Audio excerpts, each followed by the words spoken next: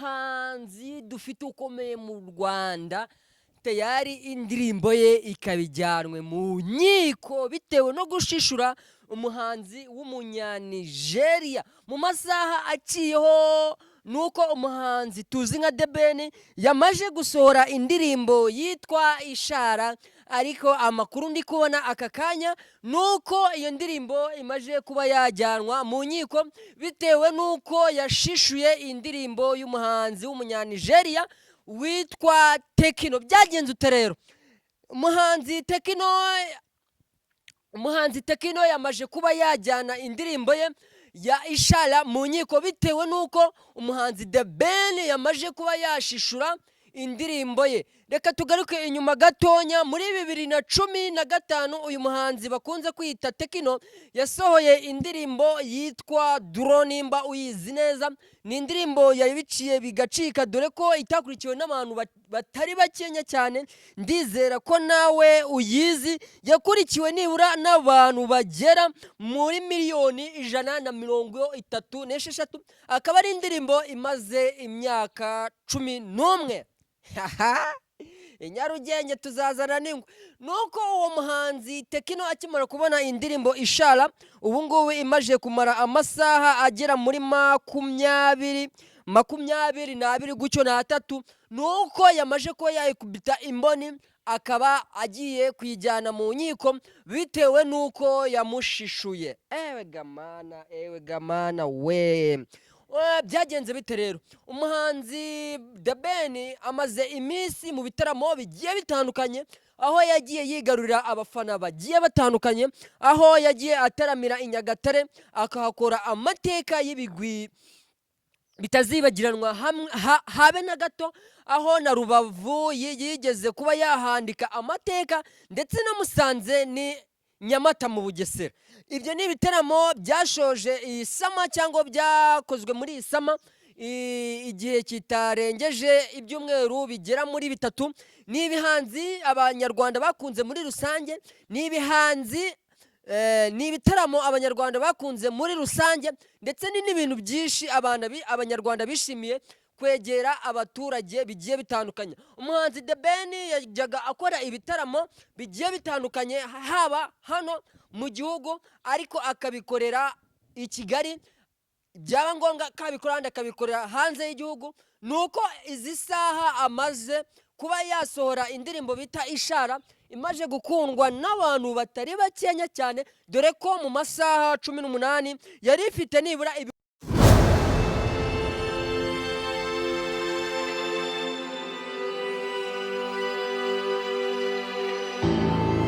kuba yasohora indirimbo bita Ishara imaje gukundwa n'abantu batari bakenya cyane, dore ko mu masaha 18 yari ifite nibura 350,000. bivuze ko ari indirimbo ibyinitse, yaba ku bajeni, yaba ku bapapa, yaba ku bana, ndetse n'indirimbo ariko ikunzwe cyane hano mu gihugu cy'u Rwanda igezweho.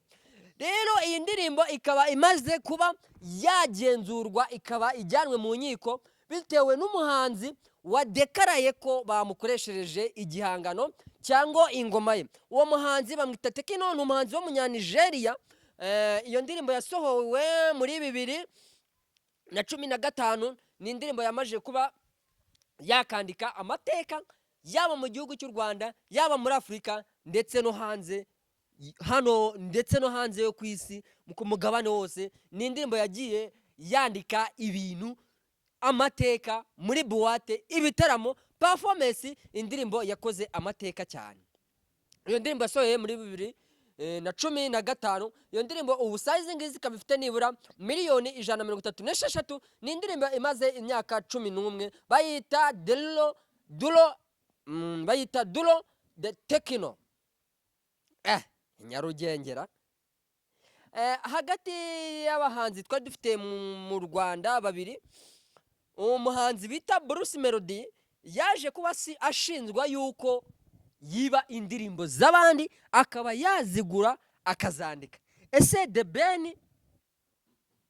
Ben koko iyi ndirimbo washishuwe wayiguze? Ko Bruce Melody yitangarije ati akanyamaswa gatonya cyangwa karibwa n'agakuru. Ese koko uyu muhanzi Tekino iyi ndirimbo ntaraza kuba yisibisha ku maparatifomu agiye atandukanye yawe? I Nyarugenge umunsi uciyeho nubwo umuhanzi Bruce Melody yaje kuba avuga ati nubwo bagiye bakora ibitaramo bigiye bitandukanye, dore ko yazengurutse na Bruce Melody yaje kuba yigarurira abafana The Ben. Ese koko i Nyarugenge nimamara kumva ko iyo ndirimbo yashishuwe, n'ubunebwe dufite nk'abanyarwanda kuba twakandika indirimbo? Umwana araza aturutse mu cyaro agakora hiti adashishuye. Umuhanzi, urugero gatonya, hari n'umuhanzi bakunze kwita uyu nguyu Amusori Olivier Boy, yakoze indirimbo igahita hano mu gihugu, ariko abanyarwanda ntibashaka kubyumva kuko ari ibitekerezo byavuye mu mutwe we, pana atagiye gushishura. Ni story avuga yabayeho cyangwa story izabaho, ivuga yuko sheri we yigeze kuba yamupostinga yapfuye, akaba yamusaba imbabazi kuko iyo yari story yumvikana. None se The Ben, iyo ndirimbo yawe nujya kujya ku ma platform akomeye, Radio Rwanda, za BNB, zaki, ese muri Gen Z, ese indirimbo yawe uvuga ko icyo gitekerezo wacyanditse ugikuye he? Wacyanditse ugikuye he? Ariko abanyarwanda ntago dukeneye gushishura, ahubwo dukeneye creativity mu bintu byacu, mu bihangano byawe ukandika. Kuba iriya ndirimbo ya The Ben igiye kuba yasibwa, bivuze ko ari isomo ku bandi bahanzi. Byagiye boneka ku bahanzi bagiye batandukanye, aho ba Element bavugaga ngo barashishura. Nawe The Ben, umuntu tuzi nk'umuregend hano mu Rwanda, koko nawe uratinyuka ugashishura umuhanzi noneho ukomeye uzwi twese tuzi dufana. Njyewe nyiga primaire P6 nafanaga Tekino kuko yari afite indirimbo zigiye zitandukanye yagiye asohora, zagiye zandika amateka twagiye duperforminga. Ese bro, mwagiye mwandika mukarika kujya kupiza abandi? Mwagiye mwandika.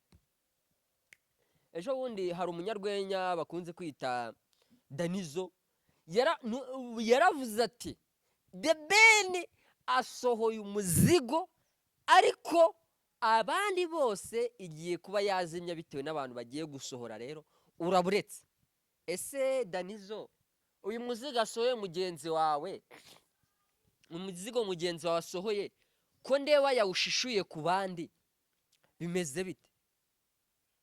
Ushobora kubivuga ukagira ngo ni amagambo. Fata indirimbo bita Ishara, ikomeze kubunga mu mitwe y'abanyarwanda. Ishara uyifate, numara kuyifata ufate n'indirimbo bita Duro ya Tekino uzicuranga. Nutumva ko The Ben atashishuye, nukumva ko The Ben atashishuye, The Ben mana we. None se banyarwandakazi, ibi bintu turabigenza dute? Mu Rwanda kwandika birabananiye. Wasanga n'izindi ndirimbo wagiye ubika zose mwaragiye mushishura. Abanyarwanda mwakoze creativity, abana bari kubazamukana, abana bari gukora, abana bari gufata amahiti, mwebwe kumbe muri kugenda mukopya abandi iby'abandi. Amuseri ko yakoze hiti ntitwayikunze. Uragiye ufata ibihangano by'abandi uraje urashishuye, uradukubise. Ubuse turi abanyarwanda, twe turajijutse, miliyoni zigera muri 14 hano mu Rwanda, ntago haburamo abasesenguzi, twe tuba tubona ko indirimbo yashishuwe. Gusa nyine wenda akaririmbo kawe ni keza, ariko kari kuba keza ari wowe wikoreye creativity, ukigira ute, ukikorera, ukabyikura mu mutwe, ukandika. The Ben umuntu wakwandikiye yakwandikiye ibiki? The Ben umuntu wakwandikiye yakwandikiye ibiki? Ese show yo busy yo mu Rwanda izatera imbere gute? Tuzamenya ko duteye imbere gute kandi turi kugenda dushishura? Eh?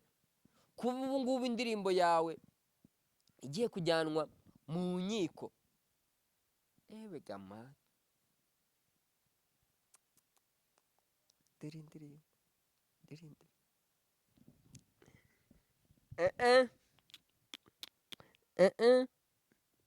tayari The Ben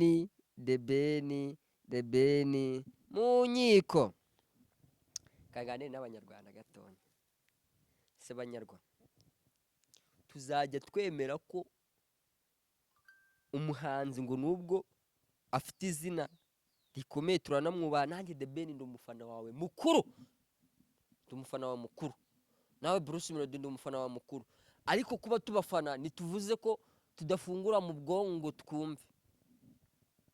Se tuvuge ko ari imyandikire yenda gusa ari y'abahanga isa.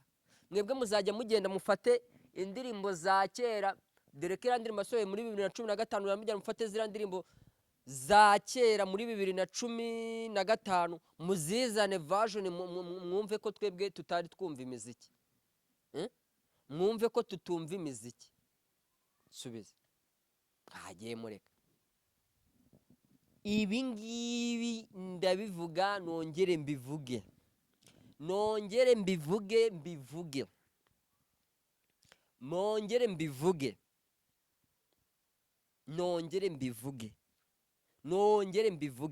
Muzane imyandikire, muzane mwandike, mwicare mwige, mureke abana batonya babakosore.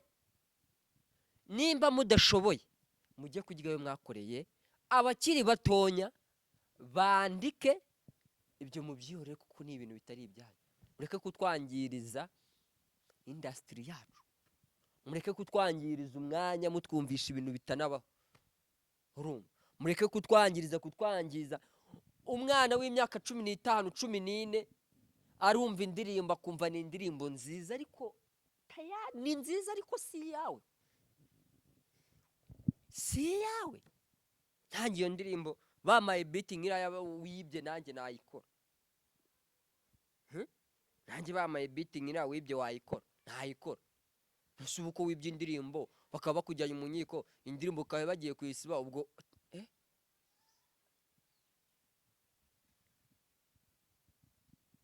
niyo mpamvu rero ngiye ngusize ku mwanya wa 5, kuko mu bahanzi dufite ngaha mu Rwanda dufitemo umuhanzi umwe gusa, umuhanzi wakoresheje phone, umuhanzi wakoresheje creativity, agakoresha umwanya we, agakoresha imbaraga ze, agakoresha mu bushobozi bwe, indirimbo akayamamaza na ministre akayivuga.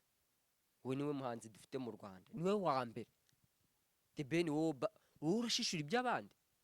Ubuse wumvaga umwana w'imyaka 17, umwana w'imyaka 17 ushaka kumutubura, ariko nkanjye nakuze mbizi, inzi ko iyo ndirimbo ari ya Tekino. Nzaba ndeba. Urafata amamiliyoni agira muri miliyoni 30 40 ugashora, umwana agashora phone ya 20 akagenda agakora indirimbo, akaza akajya hiti. Ubwo se ubwo muri guhanga ibiki? Muri guhanga ibiki koko? Muri guhanga ibiki? Unsubize, muri guhanga ibiki? Nisubiro. Bruce Melody nawe ibintu akora nimba ari ukwigarura abafana. Hari video nigeze kuba nimo kugenda abyira mu muhanda. Ariko Bruce Melody, cyo kora Bruce Melody ngenda ndamwikundira pe, yisanzura ku bafana. Nawe umva yagiye mu bukwe bwa Irene rwose arajya gusuza abafana pe. Ibintu by'indirimbo nabibayemo, nubwo nawe ushinzwe kugira ute kugura indirimbo no gushishura. Byaje kugaragara ko ari indirimbo wari ugiye kugura yari yandera, ndirimbo bagiye kugura bakayikwima. Aha, ya Mico the Best, igare. Muni utazi kunyonga, hajya ni kuba bayiririmba. Ibindi kubivuga rwose we niyicariye mu rugo. The Ben nimba bikunaniye, jya guhinga ubirekera abandi. iriya ndirimbo wayishishuye ku muhanzi w'umunyanigeriya, wayishishuye ku muhanzi w'umunyanigeriya, iriya ndirimbo si yawe. Ubwo ugiye kuza ngo uratwemeza ariko koko nagutwemeza, no nagutwemeza. Ushobora kwemeza abana bato, abana b'imyaka 5 kugeza ku 8, kubera ko bagendera mu kigare batazi aho byavuye. Ariko nkanjye ufite ubwenge, ntago iyo ndirimbo ari yawe. Ukwiye kurerwa ugakora creativity yawe, ukandika ibyawe ukareka gushishura. Ndizera ko wize, ndizera ko wize iyo ndirimbo. Banyarwanda banyarwandakazi, iyo ndirimbo si yawe. Kora subscribe kuri Bintu TV Show kugira ngo tujye tugenda tubagezaho update nyinshi cyane, kandi ndabakunda cyane. Ciao ciao.